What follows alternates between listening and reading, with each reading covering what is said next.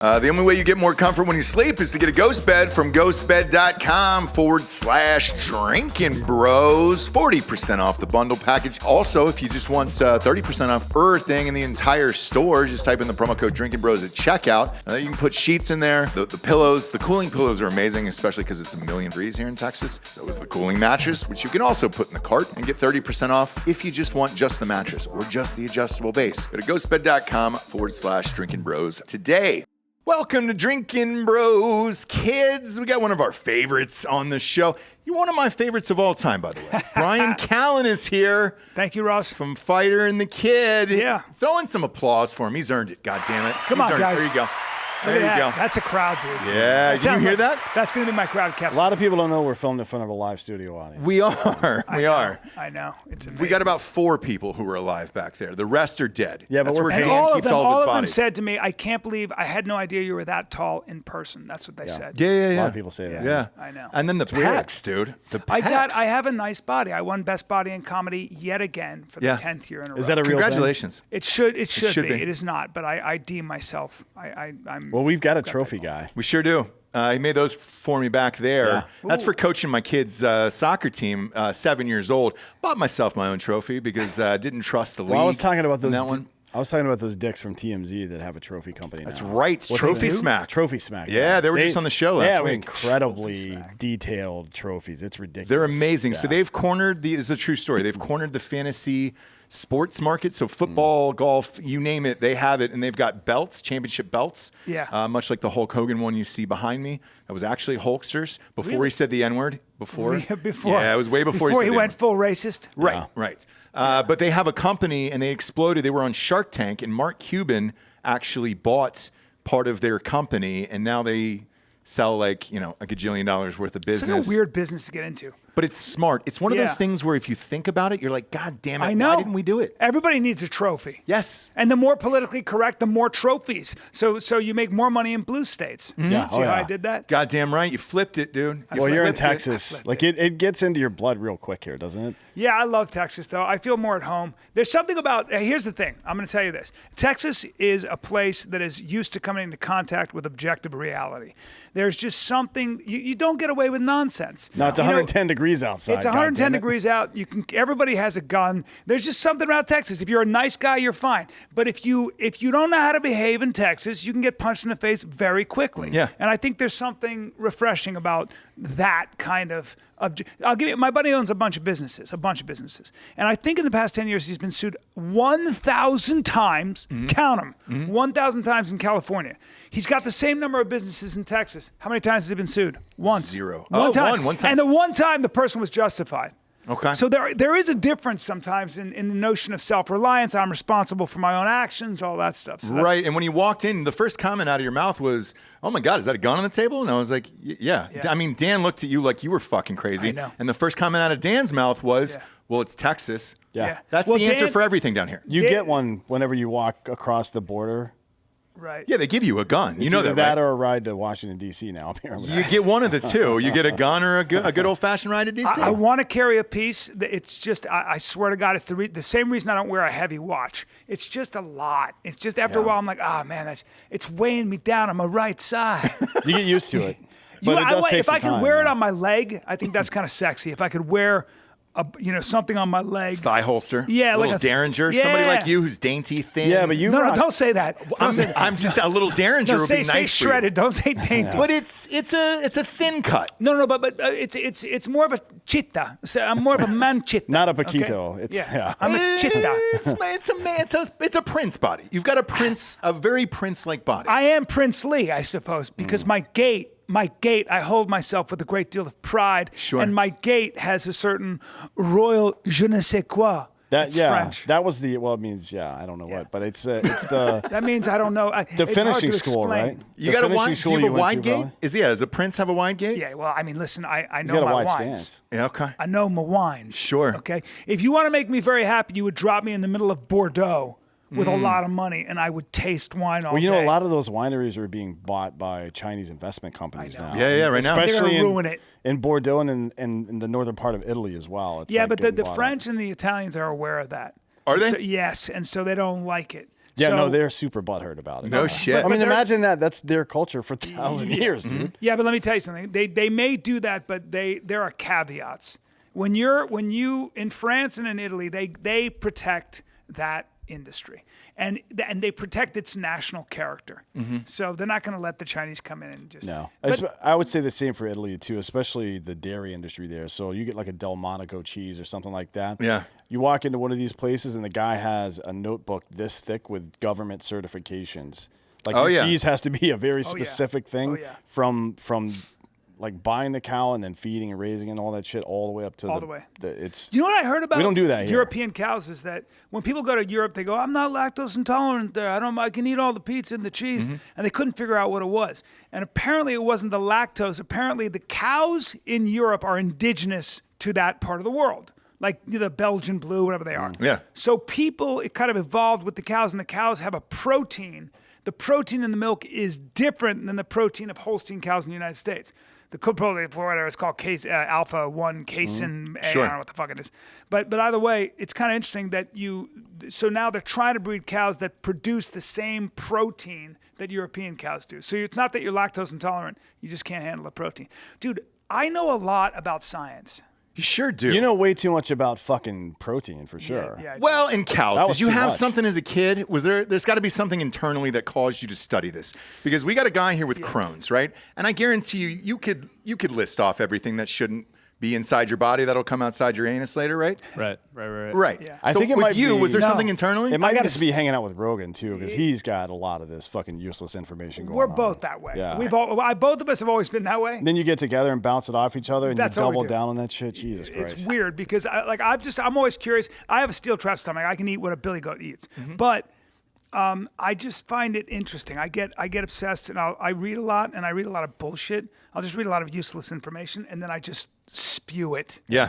And then I find out I'm kind of wrong. Like I went on a long tirade on my podcast about factory farming and how cows eat corn and they're ruminants. They're supposed to eat grass. And I went on my whole fucking thing from all the stuff I'd read. But have I ever been to a dairy farm? Sure haven't. Sure haven't. No. Sure haven't. No. And so some farmer DMs me and goes, "Hey, bro, I love your podcast. You don't know what the fuck you're talking about when it comes to cows." And then he educated me like 50 paragraphs. I just kept saying, "Thank you. Yep. Thank you, sir. Thank you. Emoji. Let's I'm end the an idiot. conversation. Yeah. Dumb Bryan signing off. Yeah. See you later. You got a hard grip on that mic. Is it swinging? I'm just keeping it because it tries to get close to my mouth. Tell you what, Giorgio, do you need to pop in there and get it, this dude? is good. This is good. Are you sure? Yeah. Because if not, he'll get in close, grapple with you a little bit, and then fix the mic. like that. Because when you walked in, you said you were going to Tim Kennedy's thing on Sunday. Yes, I am. You should not do that as a man of your age. Let me explain something to you.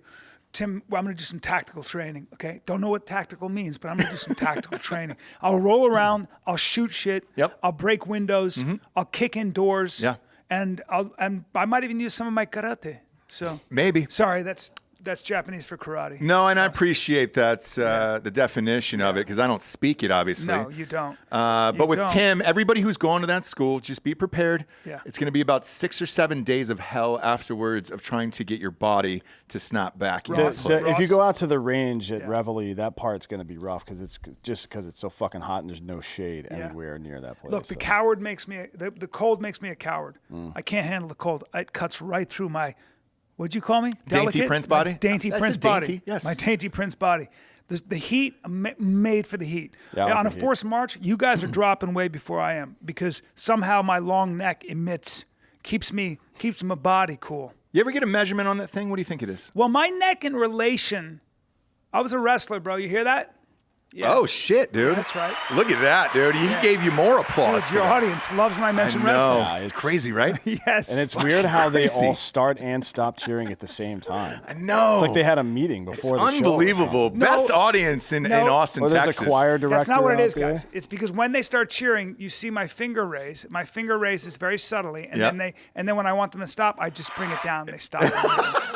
Yeah, that's crowd control. The timing on that, by the way, Giorgio, was well worth its weight in gold, and the audience is going to appreciate that. Giorgio was a D1 wrestler. He's got great timing. He sure was. He can tell. He can tell when you stand a little too straight. He's diving in for a double. Oh, fucking A. Right? Also haven't worn a condom in 15 years. So, You bet. You bet. Pull out game strong. And then, well, you better hope so. There's no abortions in Texas, so you're driving, brother. You're driving now, dude. Driving and crying. Have that kid. Yeah, just give it to Jim Harbaugh. Yeah, Harbaugh said he's taking He'll take kids. them. You're fine. Yeah. You're absolutely fine. Fucking, that's a consequence-free environment. As far as It I'm is. concerned. Did you hear about Jim Harbaugh, the coach of Michigan? No. He said if any of his players have a kid that's unwanted, he'll take in the kids. Oh, I love that. And on a college football team, let's face it, the over-under is probably 4 to 6 per year. Here's the good news, though. You got some athletic kids. Oh my God! Yeah. Somebody else said that the I'm other just day. saying. It's like raise a team. It's a longer version of The Blind Side. Instead of one movie, it's like 6 seasons. 100%. You know what I mean? Long game.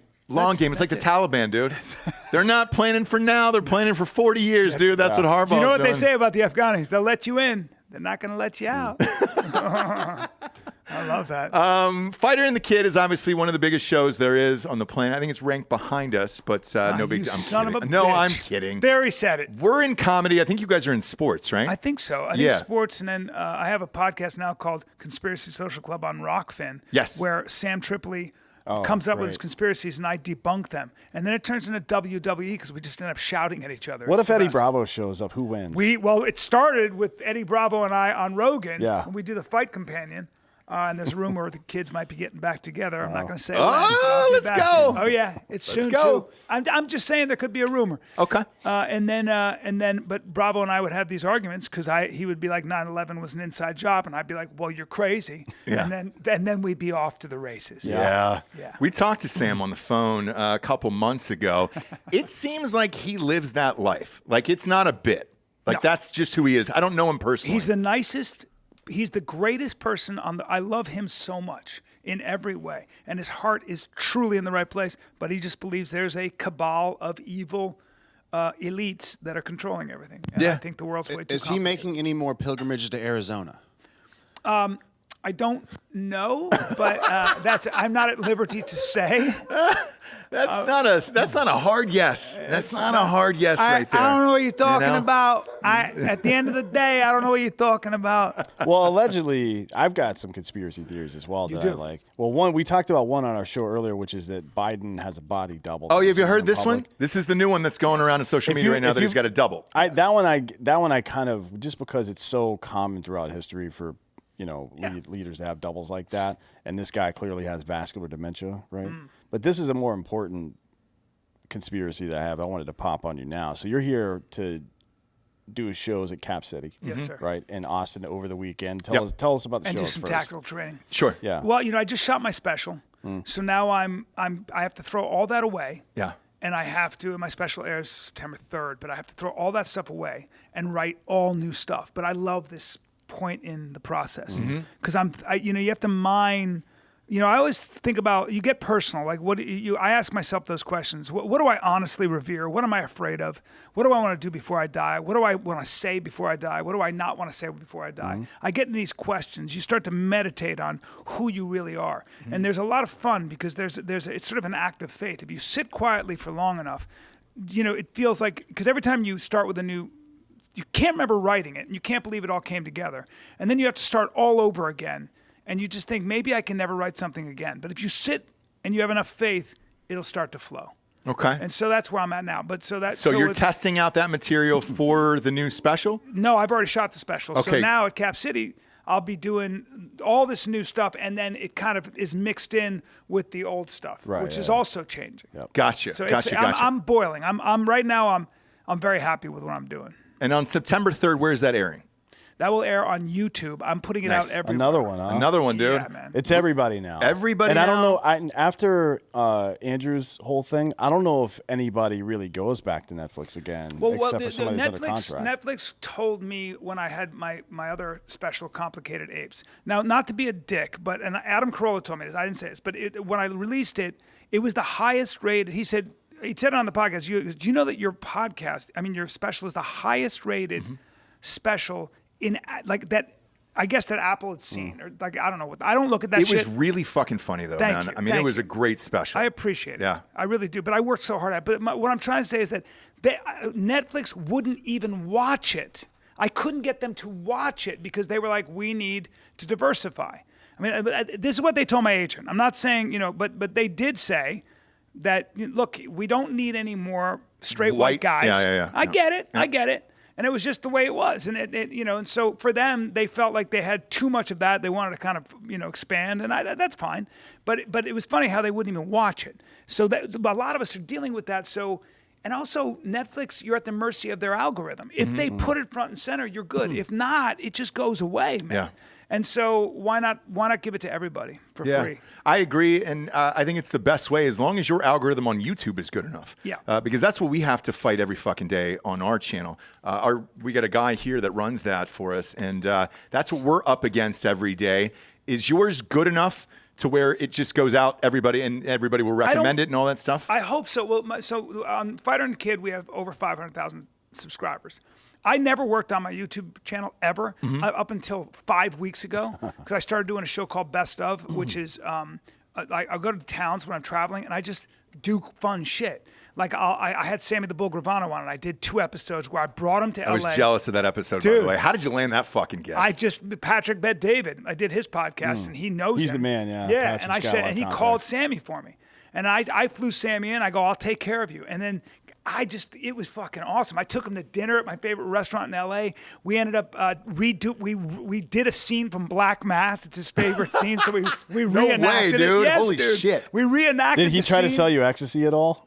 I don't think he was the one who did. I think his son was, and he took the son. fall. Yeah. But you're talking about a gangster's gangster. Yeah. Bro. But what was so fascinating was that he was so nice to me. He was so cool to me the whole time, and he was like, he kind of went out of his way to make sure that I knew that he appreciated. It was just, he's such a walking dichotomy. Yeah. And then my buddy on an iPhone caught us having a conversation as we were driving to do the podcast. So we're having this candid conversation about whether or not, he thinks he's a sociopath since he felt nothing when he would kill people. And he's like, no, I don't think so. It was fascinating. Because the show you're referencing was fucking nuts. Where we don't get to listen to a lot of podcasts because we record so many here. Yeah. But it's only like the best of the best in my opinion. So like I'll listen to you, we'll listen to Tim Dillon, a few others, Rogan obviously. Yeah. But that's about it. But when that popped up and I saw that, I was like, there's no fucking way they got this guy as a guest. And he describes the feeling or not having a feeling when he killed somebody. Yes. I was like, this is Dan. Like Dan's got no feeling when he kills people. So his eyes, he's dead. Dan's eyes are dead. I can't. Yeah. He's like called Dead-Eye Dan for a reason. He's That's Dead-Eye it. Dan. Yeah. I thought it was because he's such a good shot, but maybe that's the case too. Well, ask him. No, I feel like if I took his face off, there'd be propellers and like wires. He's cyborg. You think it's full, what is it, Gattaca? Yeah, cyborg. No, Gattaca. iRobot. iRobot, Wait, yeah. Which one? What are you talking about? No, Ex Machina, where it's Machina, that's the good. Does he all glitch? Glitch? Yeah. No, sometimes? I glitch out sometimes though. When you're this high Westworld energy style, all the yeah. fucking time, I glitch out here and there. I like it. But I'll yeah, Biden How out. long have we known each other? 20-something years. Fuck, dude. Craziest story. You know how we met? Actually, it was weird. I was a young actor, brand new. Just finished like my first lead in a movie and all that other shit. And then immediately they kind of ship you off to do auditions for other stuff. So I met you at an audition that I was way too young for. It was called Coupling. Oh yeah. And I think you might have gotten I it. think I got that. Did you get it? Yeah. I did, yeah. Yes. Well, you know if you were starting the show, right? I don't remember anything I did. I'm not kidding, but I think I swear to God, you just said Coupling, and I realized that I did that show. That's funny. I forget these things. So I long think it was ago. like NBC or something like that. I know it was a big deal because your agent tells you it's a big I thought it was deal. Bravo, wasn't it Bravo? I don't know. You have to look it up. Hot Bob. Look up Coupling. Look up Coupling over there. See if I was in it. And yeah, see if he was think in it it. was See an if it was improv NBC. show? No, I think it was a British show, maybe. Oh no, I didn't do that. Oh, you didn't do that? For it. No, I didn't. So whatever it was a sitcom on NBC. I remember that. And then you and I kind of spotted each other and sat next to each other.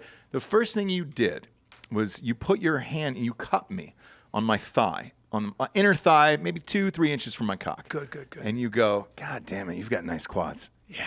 And you go, do you play handball with De Niro? I laughed for 1,000 years at that comment, and I'd never met you. Well, I didn't know you, nothing. So he's got this character, and apparently it's 21 years old or more because it's the subtly gay guy. It's like, oh, dude, are you a swimmer? Shoulders are really nice. Yes, that's my subtly gay guy. That's what I remember thinking the brass on this fucking guy, and we were stuck there for like an hour. You know when they go Everybody over? I know has a story like that about me. Who the fuck do I think I am? Where I'm like grabbing men. Don't know you, and you're probably 10 years older than me, and so in there, and I'm 23, I think at that time, and I just get this firm grip, and you go, man, those quads are amazing. You play handball with De Niro, and I laughed forever, and I was like, why God De damn it, Niro? Bill. How random. Don't know. But it has always made me laugh to this day. And then, no lie, because of that story, I always thought you were the funniest dude there was, right? Because you go to these auditions, you sit with people who are supposed to be like you. Yeah. None of them really are. Yeah. And I was like, this guy's fucking hilarious, dude. He's got to pop up somewhere, or he's going to pop in something. Mm-hmm. And so I think I called you 10 years later to do a movie of mine, Pool Boy, that I was doing. That. Still the funniest guy on the planet at the time, and I was like, holy shit, man, I can't believe. And I think Hangover had just come out, and you were starting to pop off a little bit. Yep. And you were on MADtv forever. Yep. And I was like, dude, I don't understand why this guy, there's about 5 friends that I have where I'm like, why isn't this guy fucking exploded? Well, I think I've thought about that too, and I have an answer for you. Well, you have now because of podcasts. Yeah. But I think that like Rogan was always telling me, stop acting. Just do stand-up. Stop acting. Just do stand-up. I never listened to him. And I think that what I realized, and it took me literally till I was 50-something to realize that I don't like it. I don't like acting. I like stand-up, and I like this. I like podcasting. Yeah. I've never been on a set, ever, where I didn't want it to be over. It's like eating a salad. Mm-hmm. I've never started. I eat salad so I don't die of cancer. In the back of my mind, I'm like, I'll eat a salad so I guess I'll live longer. Some bullshit. It's like going to mass. It's like going to mass, it's bullshit. Dude. It's like going to mass. I don't give a fuck about salad, and I think salad's for cowards. But I eat it anyway so I can live longer. It's Pascal's wager, right? But in your diet. Exactly. Fuck salad. But anyway, and fuck all vegetables. But you should eat them. But it's the same idea. I felt like I came to LA to be an actor, and I was trying to do whatever I could to do that. And I ended up being pretty successful, right? I had my own TV show. I was on the Goldbergs for 7 years. Yep. But it's the process. It's the piecemeal being on a set 16 hours a day and doing everything like a page, 2, 3 pages a day. Yep. I just hate it. Well, people watch this show and they're like, man, that must have been really fun to record. Like, okay, all this stuff that you see compiled over the course of the 8 or 4 minute segments on TV, that's not how that got shot. Right. No, and then people will come up to you and say, oh my God, I love this movie, and it must have been so much fun. And exactly what you said, and you don't want to crush their dreams, so you're like, yep, it was a nonstop party on that thing. Like, and they're like, how is it working with this guy? I'm like, I didn't see that motherfucker the whole time I was there. That's right. I was talking to a fucking tennis ball the whole time. Yeah. People asked me what Mike Tyson was like. I didn't meet him when I was doing The Hangover. I came in for a day. See you later, fuckface. Yeah. Well, you don't want to be like, even before he got into trouble and shit, Ron Jeremy he would show up to stuff uninvited a lot. Oh, yeah. You don't want to be that guy in the entertainment industry that shows up to stuff uninvited, because it's like very off-putting. Yeah. You probably don't want to do porn as a job either, but there are a lot of things that he... Oh, for sure. Yeah. For sure. And well, then I know what you mean. Like, maybe now. You don't want to show up. Yeah. Yeah. Like you don't want to linger on set and be like, man, I just really wanted to meet Mike Tyson, because everybody's like, get the fuck out of here, dude. We got shit to do. But Hollywood people in general, when they have a misplaced sense of value, they'll do whatever they can to get close to quote unquote celebrity. Yeah, like grab a dude by the thigh, for example. But that's more harassment. Well, I wasn't harassed by it. But when I see a tall blonde man like that, it's hard not to. A real blue blood. It's hard not to. Yeah, you go for it. Yeah. You got to show him what time it is. Especially if he looks like a swimmer, right? Yeah, goddamn right. Goddamn right. But I'll fast forward a couple years. You'd sign on to do another movie of mine, FDR American Badass, which Netflix, ironically, bought, and it was on Netflix.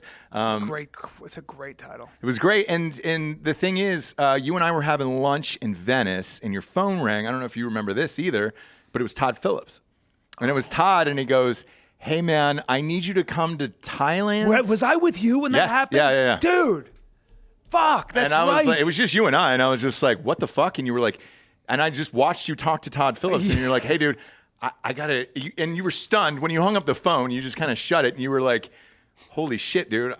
I'm sorry, I can't do your movie. I have to go to fucking Thailand." Did you guys shoot the movie in Thailand? Yes. So what happened was and it was so interesting because I kept leaving him messages on his machine because he cast an Indian guy to play the owner of a strip club.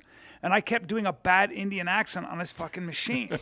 And finally he calls me and goes, "Dude, I can't cast you as an Indian guy. It can't happen." I go, all right, fuck off. And then I guess the Indian guy didn't work out. But before that, Wine and Country magazine was doing it. They wanted me to host a stand-up event at some chateau in Napa Valley. They were going to fly me on a private jet. I was going to stay at the chateau, all the shit. Yeah. And Todd Phillips, I was with you. Todd Phillips goes, "Hey, this guy's not working out. Can you come out? We'll pay you really well, and we'll fly you first class. Just put on a wig. We'll darken your face, and I need you to play the owner of a strip club." I was like, "Oh, to be in the biggest sequel in the history of movies?" Yeah. Yeah. Let me check my watch. Let me check my watch. And you go, "Hey, dude, you get it, right?" And I go, "Yeah, you got to fucking do that." But here's the beauty of it. And I don't want to say it. I'm glad you did. But I could hear him on the phone. It was just you and it was just us, and there wasn't any. I would say maybe 5-6 people in the restaurant total. So funny. So I was able to hear his voice, and he goes, "Hey, I'm looking at the fucking dailies, and this guy sucks." Something to that effect. That's a good Todd Phillips impersonation. And he goes, I need you to come out here. I need you to get out to, and it wasn't like a choice. You were going no matter what. Yeah. Oh no. I'm a bitch. Yeah. No, I'm going. Yeah, I'm doing that. What do you need? Yeah. Well, when a guy that successful and talented requests your services specifically, I don't know that that's a bitch move to take it. That's more like this dude clearly respects your work, right? Yeah, that's what you do. I mean, he put me in the Joker, and it was so funny. I was there for about 5 days with Joaquin Phoenix in the same room. And was he method the whole time? You have no idea. No hello, no goodbye. Is it the most intolerable thing or interesting? Like how do you? Because is that why you hate acting now? Look. He won an Oscar, so whatever he's doing, he's right and I'm wrong. I'm not hanging out with that guy. Yeah, he's not. He's probably not the guy that all of us are going to have a lot in common with. Right. But he's. Well, I started a fake rapper career a couple of years ago too, and it never really went anywhere like his did. But. Yeah, you and him are not. You couldn't be more diametrically opposed. But he's amazing at what he does. Yeah. He was perfect in that movie. That movie, in my opinion, is a masterpiece. What he did was a masterpiece. So he wins. But it was. I'm shooting a movie. I'm somewhere way up in Manhattan in this. I think it was like a factory where they used to make carpets, and now it was abandoned, and we're shooting. And I'm dressed like a male stripper. I'm in a blonde wig with a bow tie, no shirt on, and Capizio fucking pants. Okay, and I'm in that the whole day. Okay, and by the way, I'm trying to keep my stomach tight. I'm doing push-ups. You know, you get body dysmorphia. You're insecure. I'm supposed to be a stripper. So we're shooting the movie. I've been doing this so long that I look at Todd. It was the second day, third day, and I go, "Hey, come here for a sec." He comes over. I go, "I'm not in this movie, bro." And he goes, "What do you mean?" I go, "I mean, I'm going to end up on the cutting room floor. I can look at the way this is shot, and I'm here for no fucking reason. I ain't going to make the cut, bro." And he looks at me and he goes, "You're probably right. I'm sorry." And I was like, "I love him. No way. He's the best. That's I fucking great. love that guy." Well, they're going to make another one now, so maybe you'll do a fucking sequel. It's him and Gaga. It's Lady Gaga. Him and Gaga. Gaga in the meat suit. Wait, what's she playing? She's playing Harley Quinn. It's going to be good. Yeah. Yeah. Oh, sorry. Am I not supposed to spoil that? No, it was on the internet. Who Yeah, cares? it's on the internet. It's on the internet. Who cares? I think there's some surprises. What do you think her iteration of Harley Quinn's going to be like? Because his is pretty off the path from the normal Joker. Great question. So what I heard, and you don't have to say anything because it's your bro. No, I don't know. Is that it is a full musical. So she's singing in it. He will be singing in it allegedly. I can't confirm that. Obviously, you can have a conversation after the show. I have no idea. Yeah. But I'm looking forward to it because he hasn't missed. I love that movie just as much as you did. And I was a huge fan. And then obviously he won an Oscar from it. I don't care if there's a musical where at the end of it, I get a pile of cocaine and a blowjob. I'm still not watching the goddamn musical. Did you watch Elvis yet? No, and I won't. Because it's fucking good. terrible. It's good. No. Yes. I'm not. Like he Some does. people can't handle musicals. Some people can't do can't it, handle man. musicals. I My can't do daughter's it. obsessed. She's 14, so when I drive her around, that's all I have. I gotta listen to it. I got it, and she's singing. Forget about Bruno. Don't forget about Bruno. She sings it all. She knows every word, so I'm listening to her sing the whole time, and and she's not going to be on Broadway anytime soon. You understand? You don't think so? Well, she's 14, so the singing is difficult. But it's yeah. It's tough. I get it. It's tough. Now I'll fast forward about 4 years. We're doing Range 15, which it ended up being the #1 independent film of 2016 and all that stuff. And it was a massive, massive success. Now at this point, my wife, and I give her credit for this all the time, she was the first one that kind of said, hey, dude, podcast is the new wave for comedians.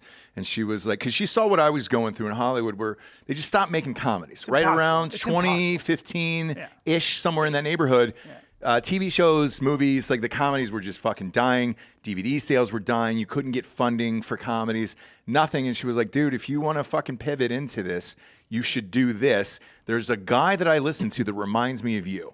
And it was Fighter and the Kid, and it was your show. And I go, I fucking know Callan. There it is. God damn it. And there she goes, it is. You should get them for this movie. I think this podcast is going to explode. Wow. And so she was the one over there who said, get Callan and Schaub in this movie, even if it's just a cameo. She goes, I think that show is going to explode. That's one of the funniest shows that I listen to. And she's one of the people that listens to podcasts all day long, everything across the board. Wow, that's so cool. So that's why that happened. And then when you guys were there, obviously, it was fucking hilarious. But to this day, because the movie was so huge, everyone asks, what was the foresight in getting these guys and how did you know? And I was like, well, it was my wife, Jessie.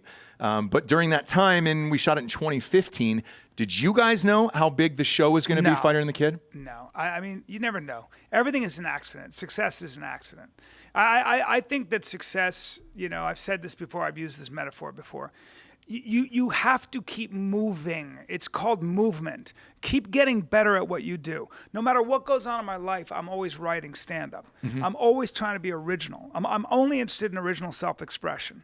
And then I'm trying to facilitate that in any way I can. So I think that what you have to do is most of your life is going to be failure. I promise you. If you even look at my life in Hollywood and everything else, it's been mostly no's. I got about 7 or 8 yeses, okay? But I held on to those yeses. And sometimes if you stick around for as long as fucking I have, you might get a TV show here and there. That's not even an accomplishment. The way I look at my success, I've been doing it for 27, 28 years. Mm-hmm. I went many years, like somebody said, what's the secret to success in Hollywood? I was like, okay, you show up in LA in your 20s, sit in traffic for your 20s and all of your 30s hearing the word no. And most of the beginning of your 40s. Just hear the word no all the time. And once in a while, you'll get something and go, dude, I got this job, now I can eat out and drink good wine for a couple minutes. Yeah. And we have 2-ply toilet paper at the fucking flop house this week. Yeah, exactly. There you go. Yeah. But if you keep going and you keep grinding and you grind smart, like keep adjusting your approach. Don't just be a drone, but keep adjusting your approach and look at how people get successful and don't be afraid to kind of unlearn and relearn. It's generally uncomfortable, but I don't know anyone who's really successful or moderately successful that doesn't constantly go through these ebbs and flows. Mm-hmm. I really don't. And by the way, you might make a lot of money, but that is not the same thing as finding meaning or being fulfilled. The metaphor I use, I swear to God, is I guess I'm a little bit successful. If you put up my whole resume, right, and you said, this is what he's done, you go, man, that's great. Okay, cool. 27, 30, 20, 29 years, whatever it was. If I stood on my porch and I threw a rock at every bird that flew by for 27 years, I threw a rock at every bird, I would hit a couple birds in midair.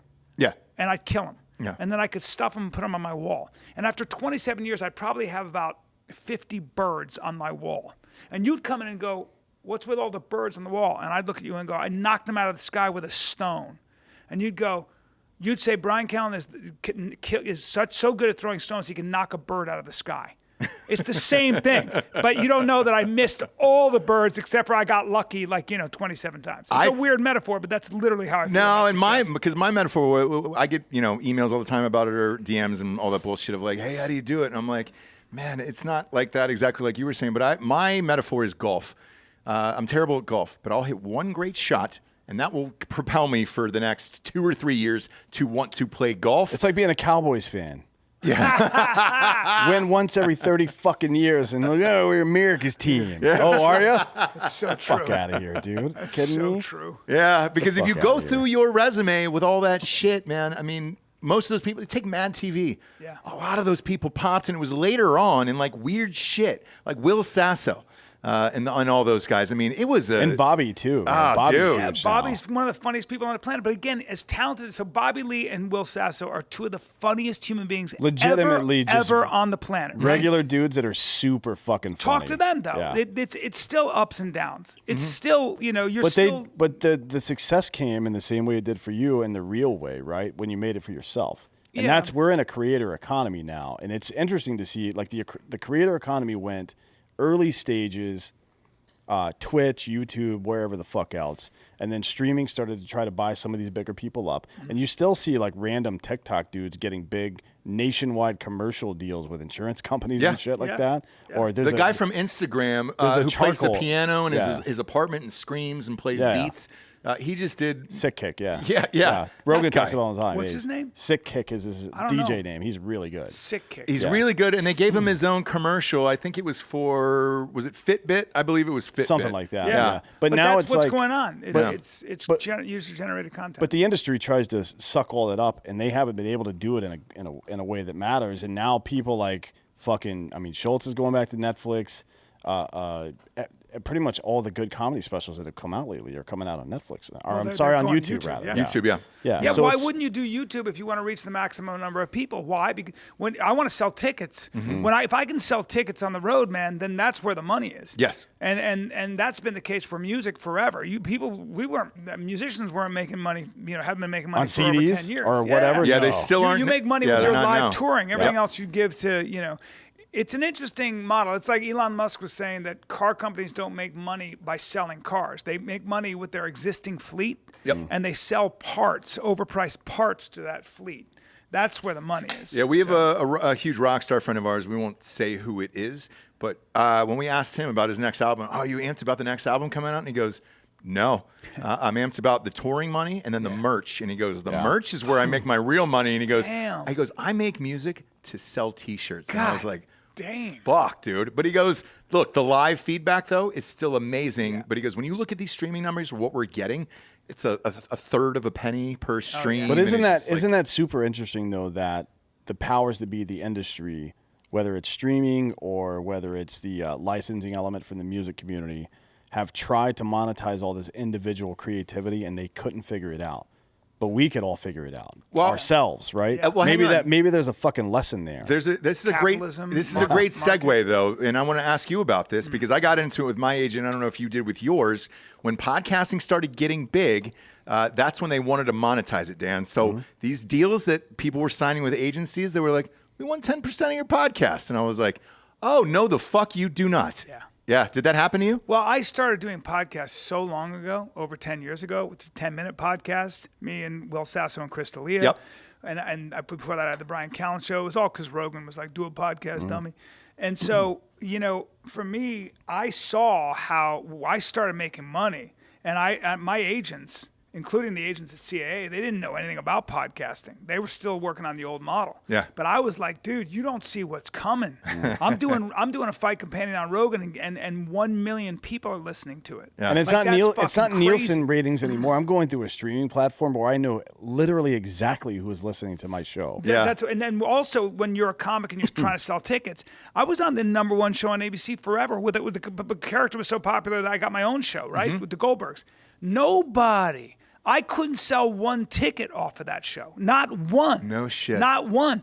But when I would do Rogan or the Fighter and the Kid starting getting big, that's who was coming to my show. Yeah. And when I would walk down the street, I'd be in Philadelphia and some garbage man would be like, Bryan Callen, I love you on Rogan. Yeah. I was like, dude, I'm not getting recognized from TV. I'm getting recognized from podcasts. Yeah. It's because old people watch What's that? TV. That was just me, by It the was way. Delco. Yeah. It was just him. Yeah, it was just him, Delco. yeah. Your Yeah. name is Delco? Delco Dan. By the way, He's from Delco, Delco. Philadelphia. Handsome. Oh, you are? Yeah. Handsome kid, Italian, huh? No, I'm Irish. You're Irish? Yeah. With that beard, you look Greek. I know. You look like a Greek. You look like a Greek sailor. I gotta see what the 23andMe results. Yeah, we'll get your DNA after the show. We'll swab you up, get you out there, figure out who you are. I'm gonna swab you up, bro. We'll get you moving around. Yeah, get a little dance. I'll get my hands, get my hooks on your inner thigh, and see what's going on. You know what I mean? See if you play handball with De Niro's on the weekend. Yeah, like custom move. Yeah. Want to check your lateral movement, bro. Exactly. When I say De Niro's, the husband and wife, she plays as well. She has to, right? Oh yeah. She has to. So when they figured it out, did they try to take any money from you? No. Because by that time we were already so established it didn't matter. You were off to the races at that point? And then by the way, I remember another thing where I was like, they wanted me to do a show. And I looked at the numbers and they were like, you got the show. It's a big deal. They want you. And I said, I know, dude, but I make more money on my podcast than on the road. I make, I was like, so why would I go take a pay cut by doing a TV show? That was unheard of. And work 14 to 16 hours a day. Yeah. If you're a regular, do like somebody fuck else's that. lines. Yeah. And, no, thank you. Yeah, that's interesting. Yeah. Because the other part of this is everybody with a huge podcast, and as you started to go along, was trying to give out stand-up specials where they were like, hey, come in this, or let us book you in this city. It's just based on your fans. Yeah. Go up and do stand-up. You're fine, right? Like with me, I used to do it back in the day, and there was always the dream of like, all right, great, I'll do a fucking 1 hour. And then you get to a point where you're like, I haven't done this in fucking 20 years. I can't be great anymore, and I'm certainly not going to go up on stage and fucking bomb for my fans and ruin the podcast. People do that too. They do it all the time. Yeah. They do it a lot. Just because you can communicate on a podcast doesn't mean you can. It's not even just podcasts. It does not translate. It's like sketch creators, like short video That's right. content Yeah. creators are doing it. Stand-up is its own. Stand-up is, look. You can't edit real time, bro. Like it's, like the timing is so important. Anybody, it takes a long time to get good at stand-up. Like, you do an hour of comedy, so make people laugh really hard for over an hour. There are not a lot of people that can do that. And you only can get to do that if you do it all the time and you never take a break. That's kind of what I always say. It's like, if you want to do stand-up, man, there are a lot of people who call themselves stand-ups, but tons. Okay. Yeah. Okay. Come. All right. Let's I see see what's for up, mine, man. it's former. Hey, dude, that was a long time ago, and that was great. It's just, it's not for everyone. It's a little bit like being a fighter or something. You're up there alone. You're traveling a lot. You got to be. I love the game. I love the challenge. There's something about stand-up where, again, I learn about myself. I learn more and more about myself. That solitary sort of process of trying to distill, not just funny. And giving form to your imagination, comedic form to your imagination, but also comedy is about being original. You have to surprise yourself. When you surprise yourself with an idea that pops in there, you will then surprise an audience, and that's beautiful. But is it because of how much you've done Hollywood-wise and podcast-wise and everything else that this is probably the only thing that gets you off? I look at it like the guy from NXS who strangle-baited today, where he was just like, look, I fucked everybody I could possibly fuck. Now the only way that I can feel alive inside is to strangle-bait with no spotter. Yeah. Is that stand-up? Well, I am getting older now, and so I think about this a lot. Strangle baiting. Strangle baiting, not proverbially. Yes, you need a spotter, just like I do, and I trust you. The guy's dead behind the eye. No, but I think that you can fall into a trap, in life, and it's really easy to chase sensation. Sensation is powerful. You can chase your taste buds and your stomach and your dick, and it's what we do, right?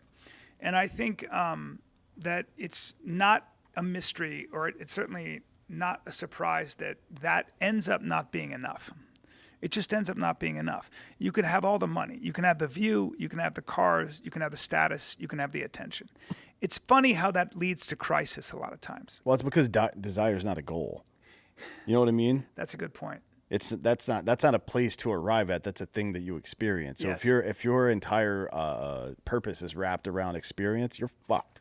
Because you will never be satisfied. It's a great point, because there's the writing adage where a character, the spine of the story is what the character wants, but then he gives up what he wants for what he needs. Mm-hmm. And I think that's probably a good metaphor for all of us. We all think we want something. We probably need something else. And in order to get that, we're going to have to give up on what we need. There are hidden gifts in that kind of destruction. When you talk to people that have been through crazy chaos, whether it's a disease, whatever it might be, I think I've said this recently, but I think, if you go through something bad, if you lose something, and you will, as a human being. You will lose things. You'll enter a contract with life, and life will tear that contract up and might even mock that contract. I think your job then is to be able to orchestrate your response in such a way that in a year, 4 years, 10 years, whatever it is, you look back on that and say, I wouldn't have changed that if I could, because it made me who I am today. Even everything that you've been through? Everything, brother. Okay. Everything. Because, you have to just say, this happened, okay? I can sit around and whine. I can sit around but what I'm going to do is I'm going to stand straight and tall, because I know who I am. Okay, I know who I'm not going to go away, and I'm going to keep kicking this sandbag down the hill. And in today's world, you can have everything. You can work 30 years, and one person can take it all away from you. Yeah. Just by saying something. Yep. And, there is something called trial by media and trial by social media. And in many cases, maybe it's justified. And in a lot of cases, it isn't, and it creates a terrible situation, because if you have that without due process and somebody can lose their entire life based on hearsay, you're next. Then you are next. Then everybody is next. It's the 360-degree firing squad, right? Yeah. It's just there's no rhyme or reason to it. It's just fucking chaos. Well, it's ideology. It's when politics and ideology, I guess, is used as a weapon. These kinds of things are used as a weapon. And I don't know, man. I don't know the answer. Sometimes you got to. Well, the answer is to persist through it, right? It's resilience. Yeah. That's what like. We talk about this Osaka woman all the time. The tennis player. Yeah. She's exceptionally good at playing tennis, but she is really bad at just living life. She can't handle. She's the one that always pulls out of tournaments for mental health reasons. If you've run into any of that. Is she Chinese or is she? Yeah, she's Asian. No, I think Osaka is Japanese, actually. If I had to guess, that's based on the name. Okay, yeah. No, there's actually another Chinese woman that's actually good. I see. Her dad's from, I think, Ghana, and her mom's from Japan. Yes. Yeah, that's right. Her dad, vice versa. So she is like physically and skill-wise in tennis, an exceptional human being, but she can't handle even a little bit of criticism. Yes. So that's a problem, right? It's what we respect about people, and the reason we respect it is because it's aspirational, is the ability to navigate these trials and come out gracefully on the other side, even if you struggle in the middle. That's what we like, because that's what we want to think ourselves as. We want to believe that we could do that as well. Yeah, it's the old, it's the desert. It's the Israelites in the desert for 40 years. When you're freed from bondage, you have to wander the desert. You will go into even more danger, because there are times in life where you don't know if you're gonna make it out alive, man. Yeah. You don't know if you're gonna make it out. It's a good intact. metaphor though for like finding out 100%. Who you are. It's and who your friends are. It's a lot easier. The founders made this point quite a bit. It's like winning the war is not the hard part. Winning the peace is the hard part. Yeah. You know what I mean? And there was a lot of tumult in the early part of this country. Alexander Hamilton got really close to fucking all of this up, inexorably. Well, it's a really. I'm glad you know your history, because it's a really important case study, because almost always in history, after a revolution, a country breaks up into civil war. Yep.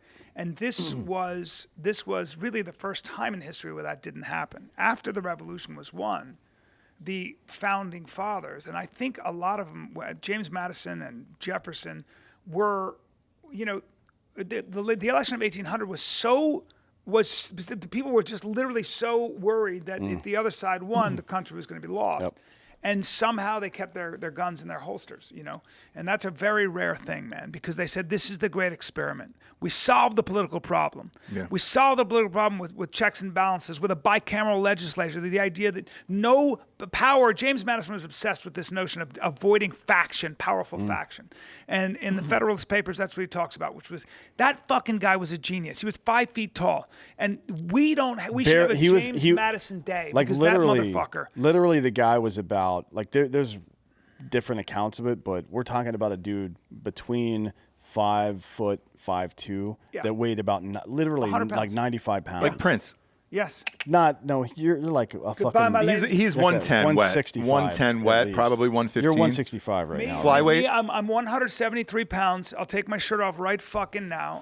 He's more than me. Flip this all fucking out. table. No way, dude. Pop Flip top. it, burn it. I'm all Pop top. laps. We'll pop top. I'm Pop all top, laps. yeah. Rage out and bite the head off of that fucking Chuck Liddell bobble. My hands. Like, look at that. I'm quick. I keep my elbows close. You Even know? seeing that in 4K, if you don't get too close to the screen, No, kids, don't, if you're don't. watching at You're home. you'll have a seizure. Look at my defense, man. Look at Yeah. that. It never stops moving. You know? Well, that's you're why gonna get Giorgio a set black the mic eye. up that way, so it keep coming at you. So Giorgio's been Exactly. eyeballing me, man. He has. And let me tell you something. I'm not going takedowns, but my Viper quick jab, bop, and just catch him in the nose. Yeah. Boom, boom, like I want that. none of that. I want No, none you of don't. that. That's I just want my none of left that. hand. That's my left hand. You see this? This is always waiting. Elbows in. That way you don't see Every it coming. time. Down the pipe, straight down the Right pipe. here, right here. Every time, dude, that'll get you. Every time.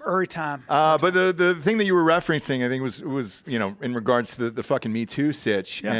and I had hit you up about an hour after I read that story, and I texted you. Thank you. And I said, hey, dude, just want to let you know, because I'm sure everybody bails in that time. Yeah. And I just said, it's Ross, Drinkin' Bros, everything else, and I go, I've known you for fucking 20 years. I don't believe this story. It's the dumbest shit I've ever read. And if you want to come on Drinkin' Bros the next day, I promise you, I will let you tell your story and get it out to the world. In the meantime, I'm sure you're busy. And And thank if you not, for that. but we Thank went you. on air. Dan and I went on air the next day. And I told the world, I said, dude, this one is not the fucking one, man. You can go to the wine scene or something else. And I was like, this is not the And fucking those one. are legit targets. I get it. Yeah. But that's, and I really appreciate that. But that's what I kind of, I thought to myself, I'm not going to post a statement. I'm not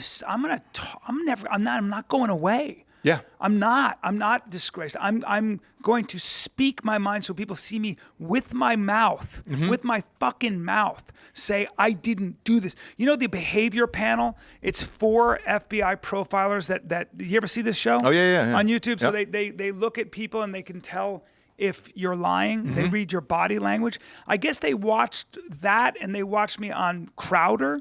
And I didn't know this, but one of my dear friends is one of their brothers. And his brother called me and said, hey, just so you know, we wanted to do a story on this, but we knew it'd be the most boring thing in the world because your boy's telling the truth. Yeah. That was for FBI.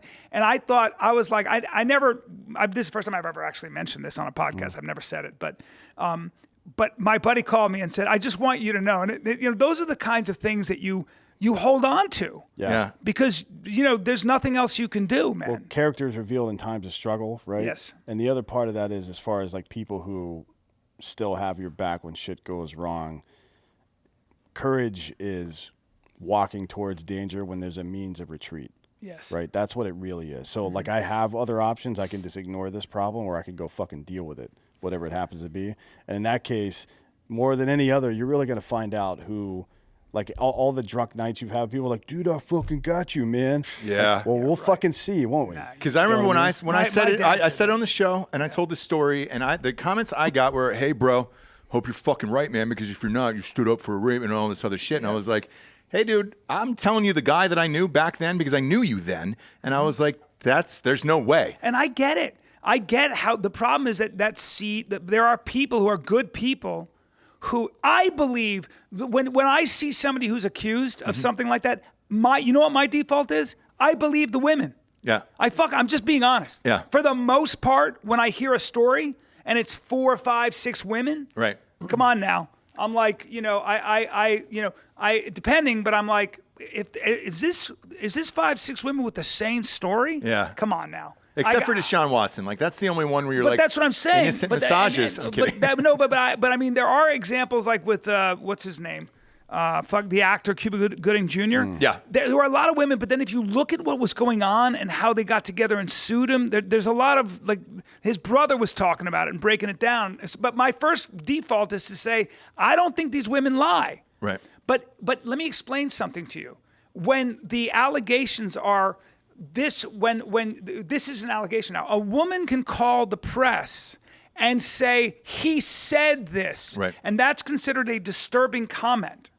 I don't fucking know what I said. What? Yeah. Was I joking? Yeah. You want to hear disturbing comments? Listen to my fucking podcast. Come hang out with me. Yeah. I am the most politically incorrect. I'm fucking always trying to get people left. Come to my show. So what? But let me explain. This is important. You fucking have when a woman can say he said this. He said that women have a natural desire to be assaulted or raped or whatever. What are you talking about? And when did I say that? You said I said that? Yeah. Was I quoting an article? Right. How do you defend yourself against Context that? is important. But not just that. When if an allegation is you said something, they consider that an allegation. That becomes, But in a court of law, that's hearsay, by the way. That's right. Just to be that's clear. right. Johnny Depp just went through It's this. hearsay, bro. Yeah. But it doesn't matter. What it says is 4 women came out, and it's like, wait a minute, guys. Wait a minute. They're saying I said something here. Right. And then, anybody can say anything and you can't defend yourself. No. If they go out to Twitter and say, do you have a story about Ross or they have a story about Dan? All of us would be like, whoa, what the fuck? Who hates me? Exactly. Who is it and why? Yeah. I would be excited about that opportunity, to be honest, because I don't have anything to lose. And to be, I do like the stuff that I do until you get famous, until you get to be somebody who people talk about. That's true, yeah. And then look at how often that shit. Dude, politics, man. It's weird, but you got to think about the psychology of an institution, and then back to the individual or group of people who would use something like that. That's that important of a problem to deal with for their own means. That's a fucking big problem, right? Yeah. Like somebody that seems to be leveraging what is a positive movement towards their own good. Look, I don't know. It happens. My buddy. So I would never say his name, but I had a buddy. This woman doctored texts and then called the police on him. And the only thing that saved his life was that he had the texts. Oh, wow. That he kept the texts. But I'm talking about detectives, and everybody came to his house. And the DA, he showed the texts. And the DA said to the woman, get the fuck out of my office. Now, here's the thing. To me, that woman's a murderer. To me, that woman is a murderer. You are a murderer. I don't think there's any difference. You were trying to murder my friend. Yeah. I remember that was in 2015. No shit. Yes. And I was so angry. I remember being so angry because I know my friend. And I was like, and I kept saying to him, I go, sue her. Fucking scorch the earth. She should be in jail. Yeah. And he was like, I don't want that because I don't want that to get out. Because even though it didn't happen, I don't want anybody to have any doubts. Yeah. And I was like, but because people don't read the text, dude. They only see the headline. Right. And you're fucked. And I remember, do you remember the Pelicano trial that went down in Hollywood? Yes. Chris Rock was one of the guys who was on the recording with Pelicano, and he was like, figure out who this woman was. And I don't know if this is your friend, by the way, so forgive me. Anthony Pelicano, no. No. Chris Rock. Oh, yeah, Chris I don't Rock. know Chris, no. Okay, great. But he said this woman was accusing him of rape, and he goes, I don't know this person. This never happened. And he goes, if the word rapist gets out in the press, I am fucked forever. You cannot get past that for the rest of your life. No. And he goes, I need you to crush this and everything else. Because even if you sue... Just happened to Snoop Dogg. Yep. Happened to Johnny Depp. The most powerful fucking actor in the world. Made Disney over $1 billion. One article that didn't mention his name shut his career down for 6 years. Yeah. And if that trial had been in L.A., I can tell you right now what would happen. Oh, I can tell you. No, the judge would have said it's a slap motion. The judge would have said she's telling her story. This isn't even a case. Yeah. It was only that it was in Virginia. They did that. That was a masterful job. But, dude, like... Well, now they're trying to get him back, right? So if you're Johnny Depp right now, what's your price tag to go do another one of those movies? Oh, dude, well, it's going to cost them $300 million is what I heard, it should. Don't tell me that Disney believes in due process. Don't tell me that Disney are good people. Don't tell me that any of those motherfuckers are good. I don't like any. I got nothing for any of that brass. I don't give a fuck what you have to say. I know you decided to erase a human being based on what literally just an article from somebody, and you didn't do any investigation. You knew nothing. Meanwhile, you just said safer to just get rid of him. So the $300 million, by the Shame way, on them. is another movie, and then they want 2 seasons for Disney Plus of a spin-off of his character, Okay, that's Captain fine, but Jack here's what Sparrow. I'd also say. Anybody who was involved in the decision, anyone who was in power who said no, I want them the fuck out of there. Yep. That's what I'd say.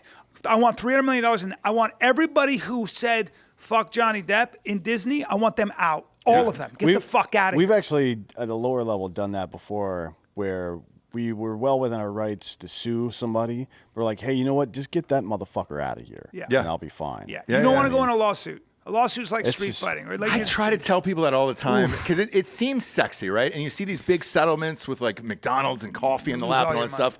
You lose all your money. Lose all your money. Your lawyer isn't going to tell you that. They're going to be like, I don't know, sue, don't worry about it. It's pro bono and I'll give you this or whatever. What sue. happens is a countersuit happens. Yep. Then they lose all their money because they've got to go to that state and try to find all the fucking things. And you're And like, if you lose, you pay their lawyers. correct. And so it's a never-ending fuck all. It Well, the will cost lawyers you get paid. $300,000 minimum. Yes, and the lawyers get paid. The clients on both sides Get fucked. Get yeah, no matter fucked. what. Even it's the same as a divorce, right? It's the same bullshit Yeah. that goes Yeah, on. you'll But get $80,000 bills and But- stuff. Oh, it's nuts. But when we're talking about fucking capitalism, this is where the rubber really meets the road for me. Like, if you're a real believer in market economics, and you should be, because there's a goddamn 100 years of evidence that it works when used appropriately. But you get to choose not only how you spend your time and money, generally speaking, based on how good the product is, but also, so this is almost the inverse of the DEI bullshit in academia and the ESG shit, right? At the fucking corporate level. Like, if you as a citizen, an individual citizen, and this, I preach this on my other show all the time, want to fucking live in a certain type of world, you better goddamn sure spend your time and money building the kind of world that you want. And that is going to individual creators and buying their fucking products and skipping all this bullshit, going to Disney and watching all of their nonsense where they're, just, they'll go after people for fucking virtue signaling nonsense in the West, in North America and shit like that. But when it comes to the 1,400 active Uyghur Muslim concentration camps, they don't give a fuck about that. Oh, yeah. Right? You're selling to China. It's not rooted in any kind of, if you want to live a rooted principled in life, principle, I think if you want to live a principled life where you can go to fucking sleep at night, spend your money on individuals that you like. Exactly. That's what I'll say And then about support that. them. And like, a really smart fucking thing to say, what you just said. I couldn't agree more. and you snap back from it pretty quickly, in my opinion. Now, I'm sure on your end, it seemed like forever. But was there a bunch of people that abandoned you personally where they were just like, nope, we're all done with Callan? Not the people that know me, no. And, the comedians that know me, everybody was there for me. But you have to understand, there is a climate of fear. So whenever that happens, everybody goes, if that can happen to him, it can happen to me. Well, it's like when somebody asks somebody else what a woman is, and everybody's like, oh. There you go. Yeah. Their buttholes tighten up, but everybody knows the answer to that fucking question. But see, that's where the truth is the truth. And your only, your only character is essentially defined when, the shit hits the When fan. it's tested, yeah. Yeah, I'm great that you're a black belt in the classroom, bro. When people come at us, and when three, biker gang dudes come out and they're gonna beat your friend up, you gonna be there for him? Yeah. Are you gonna be there, or are you gonna go, dude, I don't want to get stabbed? Okay, but then don't call him your friend. It's scary as fuck. It's all scary. But if you're not going to be there for it, that's why whenever I meet military guys who've been through the shit, you see that bond with those guys, and they just come out of it different. I respect that. How do you not respect guys like that? That's why I love Tim Kennedy and people like that. Or my buddy Andy Stump. Those fucking dudes are they're so loyal, though, because it's part of their fabric. Loyalty to me is the whole deal. But I think you learned that later on in life. I was raised by a Marine. So oh, were you really? It was different, bro. Yeah. Yeah. My dad, loyalty was everything. I watched my father be loyal to his friends to the fucking end. I'm talking about when they had cancer, whatever it was, he's still that way. I mean, to the end. And to me, I've never admired anything more than that. I think that's how you should conduct yourself. Well, that's like, if you think about this in the inverse as well, this is the reason that La Cosa Nostra, the mob, doesn't exist in America anymore. Is because everybody forgot about what you just said and took lighter prison sentences so they didn't have to spend 30 years in jail. You know that RICO Act really did it, because it's like when you go up to somebody and go, hey, dude, tell on your fucking friends, we're all murderers anyway, just bad guys, or spend 1,000 years in jail. People are like, oh, dude, listen, those guys are kind of shitheads anyway. Plus, they were going to kill me probably. Would you survive it? What's your sentence, by the way? Me? Yeah. Is it 10? What's the sentence that's too long where you kill yourself? Dan and I have this debate all the time. No, I wouldn't kill myself. Really? No, Even if no. you got life, you'd do it? No, yeah, I'd do it, and I do it. I have a lot of reading to do, and I have a lot of thinking to do, and I have a lot of writing to do. See, most of that is for me is not about doing it so that people see it. It might be doing it to see who I am and what I can discover in myself. So I've always thought about that.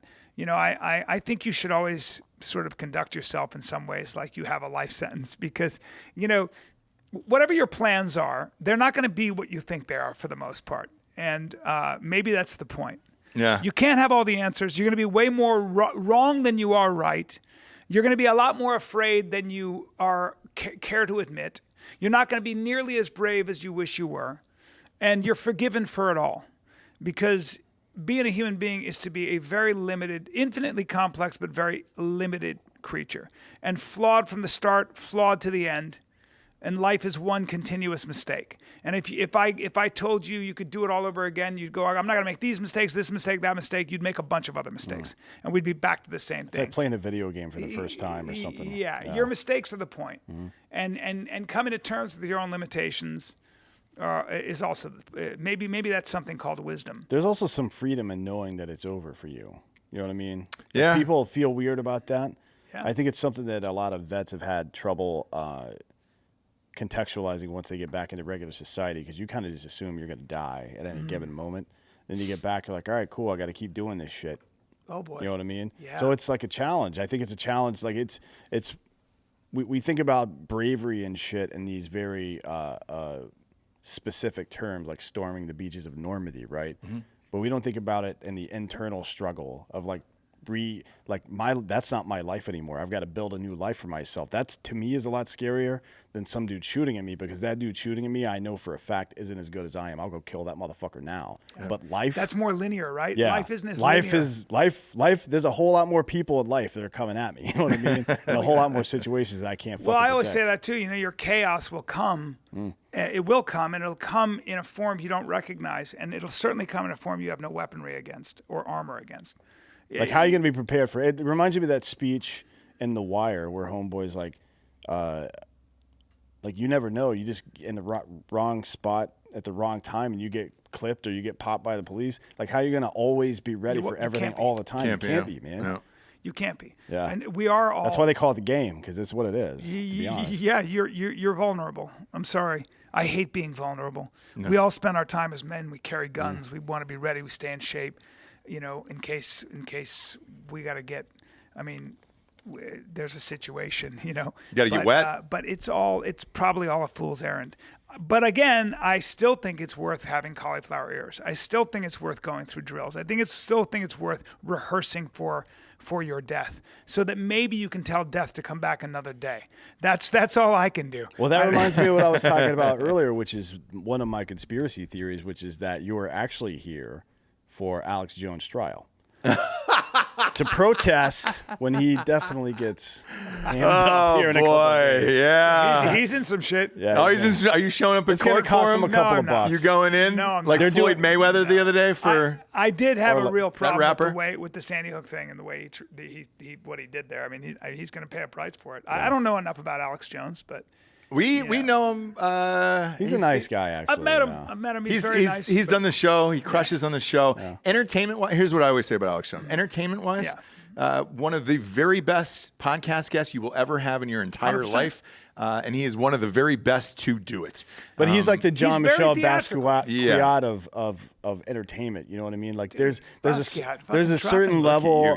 There's a certain level of fucking being, not even the talent level, just being so into what you're doing where you're completely non-functional everywhere else. And I think maybe he's edging up to that. I like that you use Basquiat. None of you fuckers got that reference, and none of your listeners did. That's a heroin reference. What Basquiat is? What it is a heroin reference. Jean-Michel Basquiat? Yes, of course. Bro. Of course Jean-Michel knew.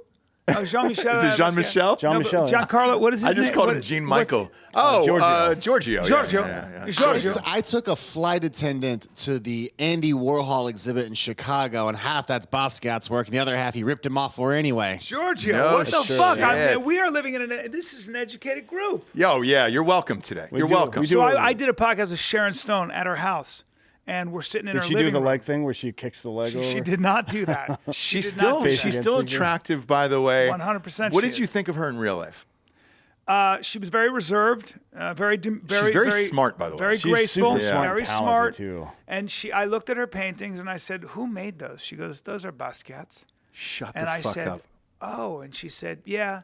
When I got my first check, I started buying modern art, and my agent told me that I would regret it. He was wrong. He was wrong. And she has, I think, one of the largest private collections.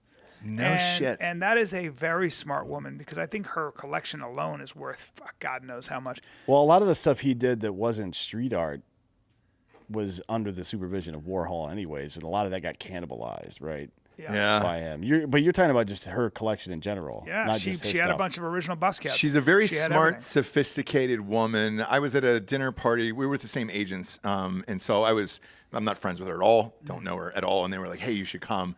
She's super interesting and everything else. So I found all of us in a half circle, just listening to her for most of the night. Yeah. And she was holding court. And she's one of those people. She's got a very powerful presence. Yeah.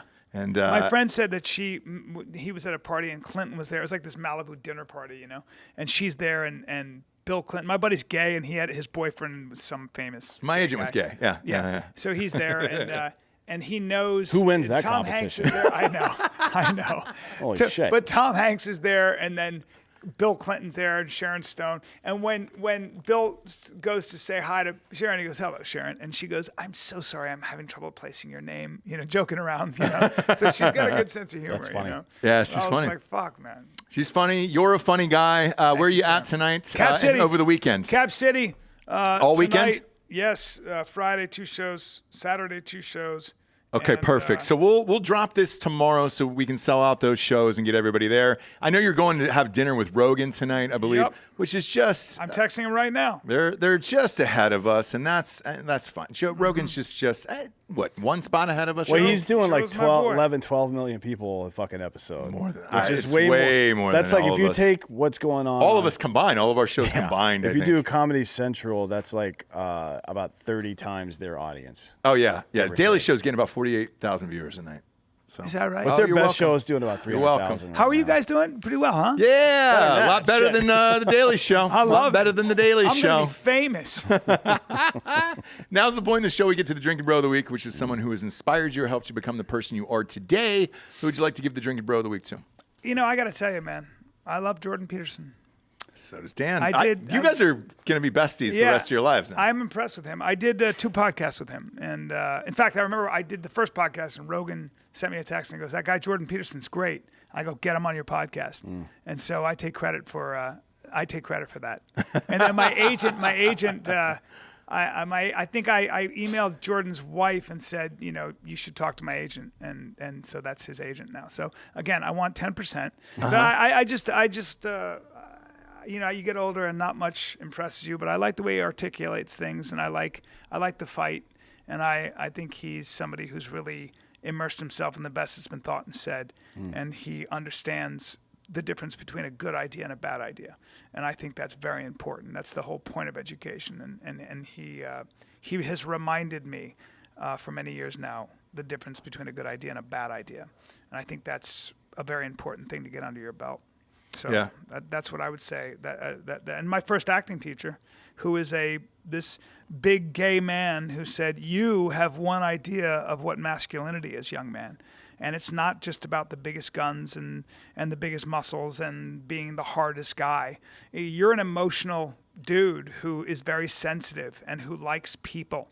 Embrace the clown, not the warrior, because you're much more the clown than you are the warrior." And I'm still wrestling with that, but I always think of him when I think about that. Is it Vincent Chase? It is not Vincent Chase. You know what I'm talking about? Yeah. Yes. I like that Right reference. next to Ralph's, Thank Rock you, and Roll sir. Ralph's. You're welcome. Thank you. You're welcome. Thank you. That's Well super done. insider. No one will get that, but that's why the character was named after him in Entourage. Is that true? Oh yeah, Really? He had Mark Wahlberg. No shit. Yeah. Speaking of which, I can't let you out of here without asking about Warrior. It's one of everybody's favorite movies of all time. Yeah. I think you guys got it right in UFC. The Now, only I credit- heard a rumor Yeah. that they offered it to Joe, Yeah. and he said no, and then he said, you should hire my buddy Callan. Was No, that that's true? not what happened. Okay. I put the director and the writer together for that movie. Okay. So the writer was an unemployed writer, but he was a beautiful writer. And my buddy was looking for somebody to help him write it, Gavin O'Connor. Yep. And I bothered him for almost a year. He left his sunglasses at my house one day. I said, I'll drive your sunglasses to your house because he had to go to the Palm Springs to write because they were prescription. And he said, you will? And I go, if you read one of my friend's stories. And I made him read a short story called Apogee. He read it, and he said, I feel like I got hit in the gut. Does he have any more stuff? And I go, he has a whole body of work. And he hired him to write Warrior. And that's why Warrior was such a great movie. And so they actually talk about it on the DVD, but it doesn't matter. But so that was kind of my little coup of putting two people together that should be together. And they wanted Joe, and I called Joe. And I texted him. I said, hey, dude, do you want to be in this movie Warrior? And he said, dude, unless it's a fuckload of money, I just don't have the time. And I said, all right. And I told Gavin he can't do it. And I think because I put them together, they conspired and gave me that part. Okay. Yeah. All right. Glad to clear that up. Apogee is the name of Tim Kennedy's school, by the way. I know it is. And Cedar Park. So I know. it's all full circle. He's going to kick your ass on Sunday and enjoy it. Go see Bryan Callen stand-up at Cap City this weekend. 2 shows Friday, 2 shows Saturday. Let's sell it out. Is Rogan going to be there? Is he going to make a guest appearance? Everybody I'm going to try to convince him right now because I'm going to dinner with him. So Great. Where are you guys going to dinner, by the way? I don't know. This doesn't air till tomorrow, so nobody will know. I don't know. Ask him about Lonesome Dove. That seems to be everybody's fucking favorite here because they've got all the meats on the planet. Yeah. They've got a lot of game meat and stuff like that. All the game meats, all the things. Either way, I know where we're going. Joe's always tuned into the fucking. This won't air till tomorrow. V's. Eddie V's. How is Eddie V's? Delco's the guy. Eddie V's is Eddie V's pretty solid. Is it? Good, What is it? But it's a chain. Maybe that's They what have it steak is. and I'll seafood. see. I got to talk to him. Okay. Steak and seafood. It's a Steak good and place, seafood. yeah. All right. Your number? Yeah. That's your number? Yep. All right, good. Yeah. I'm going to call you every day. Guys, if you want to come to the show, only my 2 openers are killers. If you like laughing super hard for an hour and a half, I mean, it's up to you. Down. We're down Who for are sure. the openers? They're the openers. I mean, Kevin McNamara is a fucking monster, and Luis Alvarez, who's from Arizona, great comic. They're both killers. I will Fuck be yeah. at the 10 o'clock show. Yes. There it is. Yeah, we'll be there for sure. Thanks. We'll hang afterwards. Thanks for having coming me. on, dude. We love you. You're a good man. Oh, Thanks, brother. you're better. You're better. Okay. Dan, good to meet you. Yeah. For Anthony Holloway, Bryan Callen, a.k.a. Bride Guy, I'm Ross Patterson. This is the Drinkin' Bros podcast. Good night, everyone.